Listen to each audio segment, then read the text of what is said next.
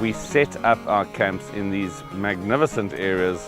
We have Africa with its cultures, the animals, the wildlife, getting into areas where wildlife might not have seen anyone for years, such as the place we're in right now. No one's been here for 25 to 30 years.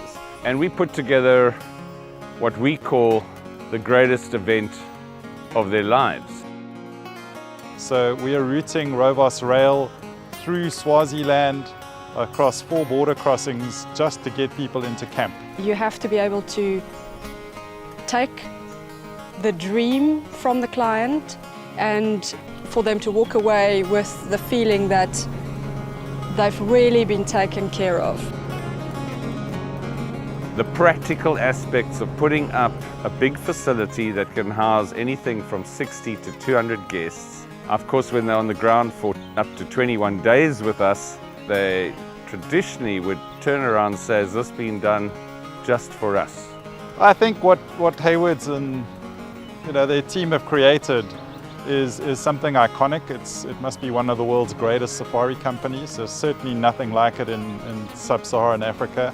You know, when you go to a 5-star restaurant in the city, people expect certain standards, certain styles of food that you're going to provide. If you come to the bush and you suddenly give them this abundance of food and freshness and variety, it blows their minds.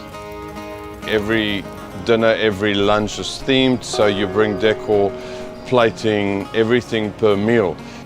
I love a challenge. I love creating magic for people, for them to walk away with the feeling that they've really been taken care of. This is probably the most unique site ever in eventing history anywhere in the world. I don't think there is much in the tourism world as eco-friendly as a Hayward's Grand Safari. I mean, we touch the earth extremely lightly. And when we leave, of course, there's nothing left, not even a matchstick. I mean, everything is returned basically back to the way we found it. Although we are 5-star rated, one of the very few in Africa that's mobile and rated 5-star, that is only because we're looking at guest comfort in a really big way. So of course, telling a South African that you're going camping instead of going off to Barcelona or Rome as they had been accustomed to, there of course were some doubters and naysayers that the experience couldn't live up to those kind of standards. Well, I can tell you, not a single person has failed to come up to me and say, David, this was an experience of a lifetime.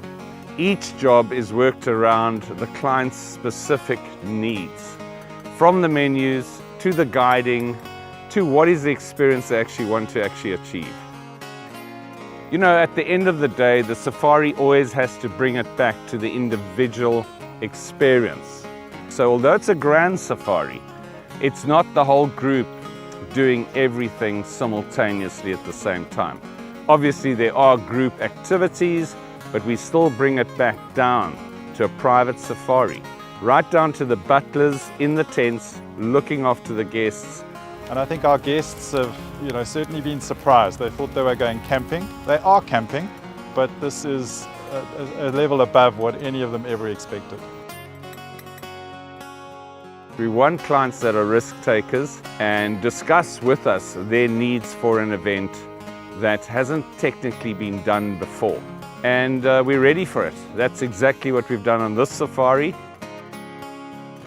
And at the end of the day, that's Hayward's Grand Safari Camps.